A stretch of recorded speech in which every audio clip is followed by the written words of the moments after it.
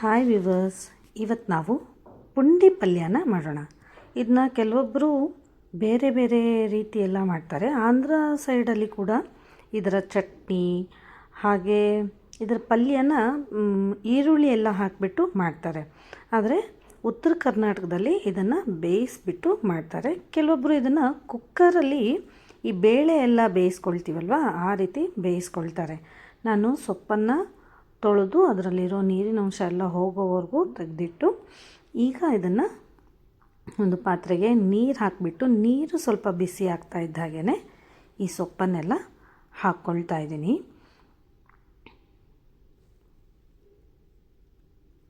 ನೀವು ಬೇಕಾದರೆ ಇದನ್ನ ಹುರಿದ್ಬಿಟ್ಟು ಚಟ್ನಿ ಕೂಡ ಮಾಡ್ಬೋದು. ಆ ವಿಡಿಯೋ ಕೂಡ ನನ್ನ ಈ ಚಾನಲಲ್ಲಿ ಇದೆ. ಇದಕ್ಕೆ ಜೋಳದ ರೊಟ್ಟಿ ಒಳ್ಳೆ ಕಾಂಬಿನೇಷನ್ನು, ಹಾಗೆ ಬಿಸಿ ಅನ್ನದ ಜೊತೆ ಕೂಡ ಇದನ್ನ ನಾವು ಸರ್ವ್ ಮಾಡ್ಬೋದು. ತುಂಬ ಚೆನ್ನಾಗಿರುತ್ತೆ, ಹೆಲ್ತ್ಗೂ ಕೂಡ ತುಂಬ ಒಳ್ಳೆಯದು.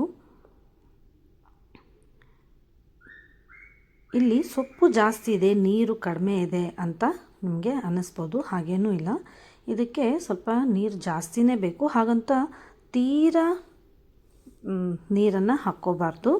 ನಾನಿಲ್ಲಿ ಈ ಪಾತ್ರೆಯಿಂದ ಅರ್ಧದಷ್ಟು ನೀರನ್ನು ಹಾಕಿದ್ದೀನಿ. ಈಗ ಇನ್ನು ಉಳಿದಂಥ ಅರ್ಧದಷ್ಟು ನೀರನ್ನು ಹಾಕ್ಕೊಳ್ತಾ ಇದ್ದೀನಿ.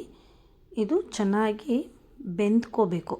ಹಾಗಂತ ಕುಕ್ಕರ್ ಲಿಡ್ನ ಕ್ಲೋಸ್ ಮಾಡಿ ಇದನ್ನು ಸೀಟಿ ಹೊಡೆಸಿ ಕೂಡ ಕೆಲವೊಬ್ಬರು ಮಾಡ್ತಾರೆ. ಬಟ್ ನಾನು ಈ ರೀತಿ ಓಪನ್ ಆಗಿಯೇ ಮಾಡ್ತೀನಿ. ತುಂಬ ಟೈಮ್ ತೊಗೊಳುತ್ತೆ, ಹಾಗೆ ಹೀಗೆ ಏನೂ ಇಲ್ಲ. ಈ ಪಲ್ಯ ರೆಡಿ ಆಗೋದಕ್ಕೆ 20 ನಿಮಿಷ ಬೇಕಾಗತ್ತೆ. ಸೊಪ್ಪನ್ನು ಬಿಡಿಸಿ ಕ್ಲೀನ್ ಮಾಡಿ ಇಟ್ಕೊಂಡು ನಾವು ಆಮೇಲೆ 20 ನಿಮಿಷದಲ್ಲೇ ಪಲ್ಯನ ಮಾಡ್ಕೋಬೋದು. ನಾನಿಲ್ಲಿ ಒಂದು ಸ್ವಲ್ಪ ಅಂದರೆ ಒಂದು 8ರಿಂದ 10 ಹಸಿಮೆಣಸಿನ್ಕಾಯನ್ನು ಹಾಕ್ಕೊಳ್ತಾ ಇದ್ದೀನಿ.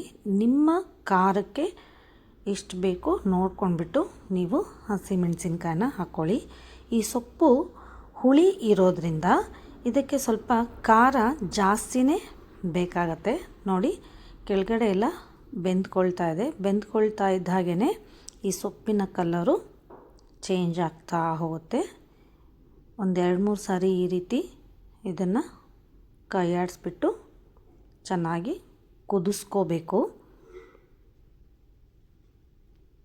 ಈ ರೀತಿ ಕುದಿಸ್ಕೊಂಡು ಆದಮೇಲೆ ಕೆಲವೊಬ್ಬರು ಇದರಲ್ಲಿರೋ ನೀರನ್ನು ಕೂಡ ತೆಗೆದುಬಿಡ್ತಾರೆ. ಅಂದರೆ ಜಾಸ್ತಿ ನೀರು ಹಾಕಿ ಆ ರೀತಿ, ಅಂದರೆ ಆ ಹುಳಿ ಅಂಶ ಹೋಗಲಿ ಅಂತ. ಬಟ್ ಅದರ ಟೇಸ್ಟ್ ಎಲ್ಲ ಹೊರಟೋಗುತ್ತೆ.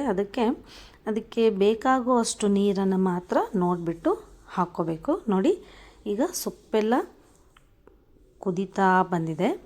ಆದರೆ ನಾವು ಹಾಕಿರುವಂಥ ಹಸಿಮೆಣಸಿನಕಾಯಿ ಇನ್ನೂ ಸ್ವಲ್ಪ ಬೆಂದ್ಕೋಬೇಕು. ಈ ಟೈಮಲ್ಲಿ ನಾವು ಒಂದು 2-2.5 ಸ್ಪೂನಷ್ಟು ಕಡಲೆಬೇಳೆನ ಹಾಕ್ಕೊಳ್ತಾ ಇದ್ದೀನಿ. ಕಡಲೆಬೇಳೆ ಆಪ್ಷನಲ್ಲು, ಆದರೆ ಟೇಸ್ಟ್ ಚೆನ್ನಾಗಿರುತ್ತೆ ಅನ್ನೋ ಕಾರಣಕ್ಕೆ ಕಡಲೆಬೇಳೆನ ಹಾಕ್ಕೊಳ್ತಾ ಇದ್ದೀನಿ. ಕೆಲವೊಬ್ಬರು ಮುಂಚೆನೇ, ಅಂದರೆ ನೀರು ಕುದಿಯೋದಕ್ಕೆ ಇಟ್ಟಿರ್ತಾರಲ್ವ, ಆವಾಗಲೇ ಕಡಲೆಬೇಳೆನ ಹಾಕ್ಕೊಳ್ತಾರೆ. ನಾನು ಈ ಟೈಮಲ್ಲಿ ಕಡಲೆಬೇಳೆನ ಹಾಕ್ಕೊಳ್ತೀನಿ.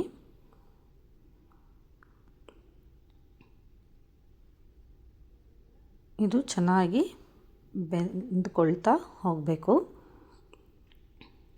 ಈಗ 2 ಸ್ಪೂನಷ್ಟು ಜೀರಿಗೆನ ಹಾಕ್ಕೊಳ್ತಾ ಇದ್ದೀನಿ. ಇದಕ್ಕೆ ಸ್ವಲ್ಪ ಜೀರಿಗೆ ಜಾಸ್ತಿನೇ ಬೇಕಾಗತ್ತೆ.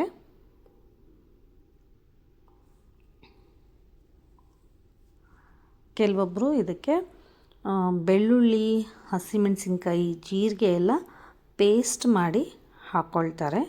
ಆದರೆ ನಾವು ಇದನ್ನು ಇದೇ ರೀತಿ ಓಪನ್ ಪಾತ್ರೆಯಲ್ಲೇ ಮಾಡೋದ್ರಿಂದ ಪೇಸ್ಟ್ ಎಲ್ಲ ಮಾಡಲ್ಲ. ಇದೇ ರೀತಿ ಹಸಿಮೆಣಸಿನ್ಕಾಯಿ, ಜೀರಿಗೆ ಹಾಗೆ ಬೆಳ್ಳುಳ್ಳಿ ಎಲ್ಲವನ್ನು ನಾವು ಹಾಗೆ ಹಾಕ್ತೀವಿ. ನೋಡಿ, ಚೆನ್ನಾಗಿ ಈ ರೀತಿ ಕುದೀತಾ ಬರುತ್ತೆ. ನಾವು ಹಾಕಿರೋ ಅಂಥ ನೀರಿನ ಪ್ರಮಾಣ ಪೂರ್ತಿಯಾಗಿ ಕಡಿಮೆ ಆಗಬೇಕು. ಅಲ್ಲಿವರೆಗೂ ಇದು ಚೆನ್ನಾಗಿ ಕುದಿಬೇಕು. ಹಾಗಂತ ತೀರಾ ಕಡಿಮೆ ನೀರನ್ನು ಹಾಕ್ಕೋಬಾರ್ದು, ತುಂಬ ಜಾಸ್ತಿಯಾಗಿ ನೀರನ್ನು ಹಾಕಬಾರ್ದು. ಅದು ನಿಮಗೆ ಗೊತ್ತಾಗುತ್ತೆ ಸೊಪ್ಪು ಕುದಿಯೋದಕ್ಕೆ ಎಷ್ಟು ಪ್ರಮಾಣದಲ್ಲಿ ನೀರು ಬೇಕು ಅಂತ ಅನ್ಸುತ್ತೋ ಅಷ್ಟು ಪ್ರಮಾಣದ ಮಾತ್ರ ನೀರನ್ನು ಹಾಕ್ಕೋಬೇಕು. ಹಾಗೆ ಇಲ್ಲಿ ನಾನು ಒಂದು ಮುಷ್ಟಿಯಷ್ಟು ಬೆಳ್ಳುಳ್ಳಿನ ಹಾಕ್ಕೊಳ್ತಾ ಇದ್ದೀನಿ. ನಾನು ಮುಂಚೆನೇ ಹೇಳಿದಾಗೆ ನೀವು ಜೀರಿಗೆ, ಬೆಳ್ಳುಳ್ಳಿ, ಹಸಿಮೆಣಸಿನ್ಕಾಯಿನ ಪೇಸ್ಟ್ ಮಾಡಿ ಕೂಡ ಹಾಕ್ಕೋಬಹುದು. ಈಗ ಒಂದು ಮುಷ್ಟಿಯಷ್ಟು ನಾನು ಕಡಲೆ ಬೀಜನ ಹಾಕ್ಕೊಳ್ತಾ ಇದ್ದೀನಿ. ಕಡಲೆ ಬೀಜ ಹಾಗೆ ಕಡಲೆಬೇಳೆ ಹಾಕೋದಕ್ಕೆ ಕಾರಣ ಏನು ಅಂದರೆ ಟೇಸ್ಟು ಚೆನ್ನಾಗಿರುತ್ತೆ. ಹಾಗೆ ಸ್ವಲ್ಪ ಈ ಹುಳಿ ಸ್ವಲ್ಪ ಪ್ರಮಾಣ ಕಡಿಮೆ ಆಗುತ್ತೆ ಅನ್ನೋ ಕಾರಣಕ್ಕೆ ಹಾಕ್ಕೊಳ್ತಾರೆ. ಹಾಗೆ ಬರೀ ಸೊಪ್ಪನ್ನು ತಿನ್ನೋವಾಗ ಅಷ್ಟೊಂದು ಮಜಾ ಅನಿಸೋದಿಲ್ಲ. ಮಧ್ಯ ಮಧ್ಯ ಈ ಕಡಲೆಬೇಳೆ ಹಾಗೆ ಕಡಲೆ ಬೀಜ ಬೆಂದಿರುತ್ತಲ್ವ, ಅದು ತಿನ್ನೋವಾಗ ಸಿಕ್ಕರೆ ಅದರ ಫ್ಲೇವರು ಅಥವಾ ಅದೊಂಥರ ಮಜಾ ಕೊಡುತ್ತೆ. ಆ ಕಾರಣಕ್ಕೆ ಇಲ್ಲಿ ನಾವು ಕಡಲೆಬೇಳೆನ ಹಾಗೆ ಕಡಲೆ ಬೀಜವನ್ನು ಬಳಸೋದು. ಕೆಲವೊಬ್ಬರು ಕಡಲೆ ಬೀಜದ ಬೇಳೆಯನ್ನು ಹಾಕ್ಕೊಳ್ತಾರೆ, ಕೆಲವೊಬ್ಬರು ಅದನ್ನು ಸ್ವಲ್ಪ ತರಿಯಾಗಿ ಪುಡಿ ಮಾಡಿಬಿಟ್ಟು ಹಾಕ್ಕೊಳ್ತಾರೆ. ಪುಡಿ ಅಂದರೆ ತೀರಾ ಪುಡಿಯಾಗಿ ಅಲ್ಲ, ಸ್ವಲ್ಪ ತರಿಯಾಗಿ ಮಾಡಿಬಿಟ್ಟು ಕೂಡ ಕಡಲೆ ಬೀಜವನ್ನು ಹಾಕ್ಕೊಳ್ತಾರೆ. ಆದರೆ ನಾವು ಇಡಿಯಾಗಿ ಕಡಲೆ ಬೀಜವನ್ನು ಈ ರೀತಿ ಹಾಕ್ಕೊಳ್ತೀವಿ. ಯಾಕೆ ಅಂದರೆ ಇದೆಲ್ಲ ಕುದ್ದ ಮೇಲೆ ಇದನ್ನು ನಾವು ಚೆನ್ನಾಗಿ ಮಗಚ್ಕೊಳ್ತೀವಿ, ಅಂದರೆ ಮ್ಯಾಶ್ ಮಾಡ್ತೀವಿ, ಆವಾಗ ಅದು ಪೀಸ್ ಆಗುತ್ತೆ. ಆ ಕಾರಣಕ್ಕೆ ನಾವು ಹೀಗೆ ಹಾಕ್ತೀವಿ. ಇಲ್ಲಿ ಸ್ವಲ್ಪ ಈಗ ನಾನು ಕರಿಬೇವಿನ ಸೊಪ್ಪನ್ನು ಹಾಕಿದ್ದೀನಿ. ಈ ಕರಿಬೇವಿನ ಸೊಪ್ಪು ಫ್ಲೇವರ್ಗೋಸ್ಕರ. ನೀವು ಬೇಕಾದರೆ ಈ ಟೈಮಲ್ಲಿ ಸ್ವಲ್ಪ ಇಂಗನ್ನು ಹಾಕ್ಕೋಬೋದು, ಅದರ ಟೇಸ್ಟು ಚೆನ್ನಾಗಿರುತ್ತೆ. ಹಾಗೆ ಸ್ವಲ್ಪ ಕೊತ್ತಂಬರಿ ಸೊಪ್ಪನ್ನು ಹಾಕ್ಕೊಳ್ತಾ ಇದ್ದೀನಿ. ಇದೆಲ್ಲವೂ ಇನ್ನೂ ಚೆನ್ನಾಗಿ ಬೆಂದ್ಕೋಬೇಕು.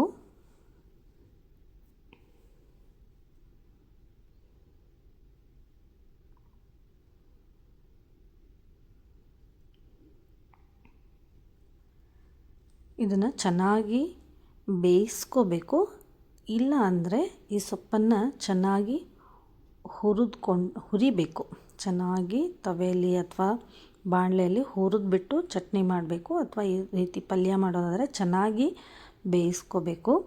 ಹಾಗೆ ಇದನ್ನು ತಿನ್ನೋ ಹಾಗಿಲ್ಲ, ಯಾಕಂದರೆ ಇದು ಮನುಷ್ಯನ ದೇಹದಲ್ಲಿ ಹಾಗೆ ಡೈಜೆಷನ್ ಆಗೋದಕ್ಕೆ ಸಾಧ್ಯನೇ ಇಲ್ಲ. ಪ್ರಕೃತಿ ಒಂದೊಂದು ಸೊಪ್ಪಿನಲ್ಲಿ ಅಥವಾ ತರಕಾರಿಯಲ್ಲಿ ಅದರದ್ದೇ ಆದ ವಿಶೇಷವಾದ ಗುಣಗಳನ್ನ ನೀಡಿದೆ. ಅದನ್ನು ಯಾವ ರೀತಿ ಬಳಸಬೇಕೋ ಆ ರೀತಿ ಬಳಸಿದಾಗಲೇ ಅದು ನಮ್ಮ ದೇಹಕ್ಕೆ ಒಳ್ಳೆಯದು. ಮೆಂತ್ಯ ಸೊಪ್ಪು, ಈ ಮೂಲಂಗಿ ಸೊಪ್ಪು, ಈ ಥರದ್ದನ್ನೆಲ್ಲ ಹಸಿದನ್ನೇ ತಿನ್ಬೋದು, ಅದೆಲ್ಲ ಮನುಷ್ಯನ ದೇಹದಲ್ಲಿ ಜೀರ್ಣ ಆಗುತ್ತೆ. ಆದರೆ ಈ ಗೊಂಗೂರು ಸೊಪ್ಪು ಅಂದರೆ ಈ ಪುಂಡಿ ಸೊಪ್ಪೇನಿದೆ ಅಲ್ಲ, ಇದು ಹಾಗೆ ತಿಂದರೆ ಜೀರ್ಣ ಆಗಲ್ಲ, ಹಾಗೆ ತಿನ್ನೋದಕ್ಕೆ ಆಗೋದು ಇಲ್ಲ. ಯಾಕಂದರೆ ಈ ಸೊಪ್ಪನ್ನು ನೀವು ಮುಟ್ಟಿದಾಗ ಒಂಥರ ಫೀಲ್ ಆಗುತ್ತೆ, ಏನು ಅಂದರೆ ಏನೋ ಕೈಗೆ ಅಂಟ್ತಾ ಇದೆ ಅಥವಾ ಚುಚ್ತಾ ಇದೆ ಅಂತ ಫೀಲ್ ಆಗುತ್ತೆ. ಆ ಕಾರಣಕ್ಕೆ ಇದನ್ನು ನಾವು ಹಾಗೆ ತಿನ್ನೋದಕ್ಕೆ ಸಾಧ್ಯ ಆಗೋದೇ ಇಲ್ಲ. ಇದನ್ನು ಚೆನ್ನಾಗಿ ಹುರಿದ್ಬಿಟ್ಟು ಬಳಸಬೇಕು, ಅಥವಾ ಈ ರೀತಿ ಚೆನ್ನಾಗಿ ಬೇಯಿಸ್ಬಿಟ್ಟು ಬಳಸ್ಕೋಬೇಕು. ನೋಡಿ, ಈ ರೀತಿ ಒಂದು 15 ನಿಮಿಷ ಚೆನ್ನಾಗಿ ಇದು ಬೆಂದ್ಕೊಳ್ಳೇಬೇಕು. ಆ ರೀತಿ ಚೆನ್ನಾಗಿ ಬೇಯಿಸ್ಕೋಬೇಕು ಇದನ್ನು. ಈ ರೀತಿ ಇದನ್ನು ನೋಡಿ, ನೀರಿನ ಪ್ರಮಾಣ ಕಡಿಮೆ ಆಗ್ತಾ ಇದೆ.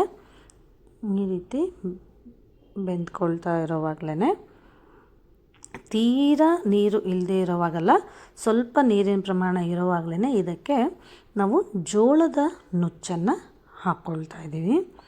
ಕೆಲವೊಬ್ಬರು ಇದಕ್ಕೆ ಗೋಧಿ ನುಚ್ಚನ್ನು ಕೂಡ ಹಾಕಿ ಮಾಡ್ತಾರೆ. ಜೋಳದ ನುಚ್ಚನ್ನು ಈ ರೀತಿ ಹಾಕಿಬಿಟ್ಟು ಇದನ್ನು ಚೆನ್ನಾಗಿ ಮಿಕ್ಸ್ ಮಾಡ್ಕೋಬೇಕು. ಇನ್ನೊಂದು 2-3 ನಿಮಿಷ ಇದನ್ನು ಈ ರೀತಿ ಬೇಯಿಸ್ಕೊಂಡ್ರೆ ಈ ನೀರಿನ ಪ್ರಮಾಣವೂ ಕಡಿಮೆ ಆಗುತ್ತೆ, ಹಾಗೆ ನುಚ್ಚು ಕೂಡ ಬೆಂದ್ಕೊಳ್ಳುತ್ತೆ.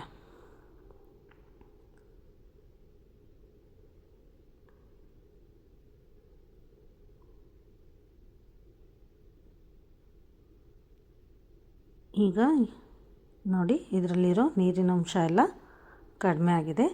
ಈ ಟೈಮಲ್ಲಿ ನಾವು ಈಗ ಇದನ್ನು ಈ ಮಸ್ಕೋಲಿಂದ ಮಸದ್ಕೊಳ್ಬೇಕು. ನೀವು ಸ್ಮ್ಯಾಶ್ ಮಾಡೋದು ಅಂತೀರಲ್ವ, ಆ ರೀತಿ ಸ್ಮ್ಯಾಶ್ ಮಾಡ್ಕೋಬೇಕು. ಈ ರೀತಿ ಚೆನ್ನಾಗಿ ಇದನ್ನು ನಾವು ಮುಂಚೆ ಎಲ್ಲ ಹಳೆ ಕಾಲದಲ್ಲಿ ಈ ರೀತಿ ಬೆಂದ್ಕೊಳ್ತಾ ಇದ್ದಾಗೇ ಇದನ್ನು ಕಲ್ಲ ಮೇಲೆ ಹಾಕಿಬಿಟ್ಟು ಕಲ್ಲಿಂದನೇ ಇದನ್ನು ಮ್ಯಾಶ್ ಮಾಡ್ತಾಯಿದ್ರು. ಈ ರೀತಿ ಚೆನ್ನಾಗಿ ಇದನ್ನು ನಾವು ಮ್ಯಾಶ್ ಮಾಡಿಕೊಂಡು ಇದಕ್ಕೆ ರುಚಿಗೆ ತಕ್ಕಷ್ಟು ಉಪ್ಪನ್ನು ಹಾಕ್ಕೋಬೇಕು. ನಿಮಗೆ ಇದು ಇನ್ನೂ ತೀರಾ ಸಣ್ಣ ಆಗಬೇಕು ಅನ್ನೋದಾದರೆ, ಚಟ್ನಿ ಥರ ಆಗಬೇಕು ಅನ್ನೋದಾದರೆ ನೀವು ಇದು ತಣ್ಣಗಾದಮೇಲೆ ಮಿಕ್ಸಿಲಿ ಕೂಡ ಹಾಕ್ಕೋಬೋದು. ಆದರೆ ಈ ಕಾಳು ಸ್ವಲ್ಪ ಆ ಸೊಪ್ಪು ಈ ಥರ ಬಾಯಿಗೆ ಸಿಗ್ತಾಯಿದ್ರೆ ತುಂಬ ಚೆನ್ನಾಗಿರುತ್ತೆ. ನಾವು ರುಚಿಗೆ ತಕ್ಕಷ್ಟು ಉಪ್ಪನ್ನು ಹಾಕಿ, ಹಾಗೆ ಒಂದು 2-3 ಸ್ಪೂನಷ್ಟು ಕಾಯಿಸಿ ಆರಿಸಿರುವಂಥ ಎಣ್ಣೆನ ಹಾಕ್ಕೋಬೇಕು. ಮುಂಚೆ ಆದರೆ ಈ ಕಡಲೆ ಬೀಜದ ಎಣ್ಣೆ ಎಲ್ಲ ಪ್ಯೂರಾಗಿ ಸಿಗ್ತಿತ್ತು. ಆ ಎಣ್ಣೆನ ಹಸಿ ಎಣ್ಣೆನೇ ಅವರು ಬಳಸ್ತಾಯಿದ್ರು. ಆದರೆ ಈಗ ಎಲ್ಲವೂ ಫಿಲ್ಟ್ರು ಚೆನ್ನಾಗಿರುತ್ತೋ ಇಲ್ವೋ ಗೊತ್ತಿಲ್ಲ. ಆ ಕಾರಣಕ್ಕೆ ನಾವು ಕಾಯಿಸಿ ಆರಿಸಿರೋ ಅಂಥ ಎಣ್ಣೆನ ಒಂದು 2-3 ಸ್ಪೂನಷ್ಟು ಹಾಕಿ ಫ್ಲೇಮನ್ನು ಆಫ್ ಮಾಡಿದರೆ ಈ ಪಲ್ಯ ನಾವು ಸರ್ವ್ ಮಾಡೋದಕ್ಕೆ ರೆಡಿ ಇರುತ್ತೆ. ಇದನ್ನು ನೀವು ಜೋಳದ ರೊಟ್ಟಿ ಜೊತೆ ಹಾಗೆ ಬಿಸಿ ಅನ್ನದ ಜೊತೆ ಕೂಡ ಉಣ್ಬೋದು. ಒಂದು ಸಾರಿ ಮನೇಲಿ ಟ್ರೈ ಮಾಡಿ, ಹೇಗಾಗಿದೆ ಅಂತ ತಿಳಿಸಿ.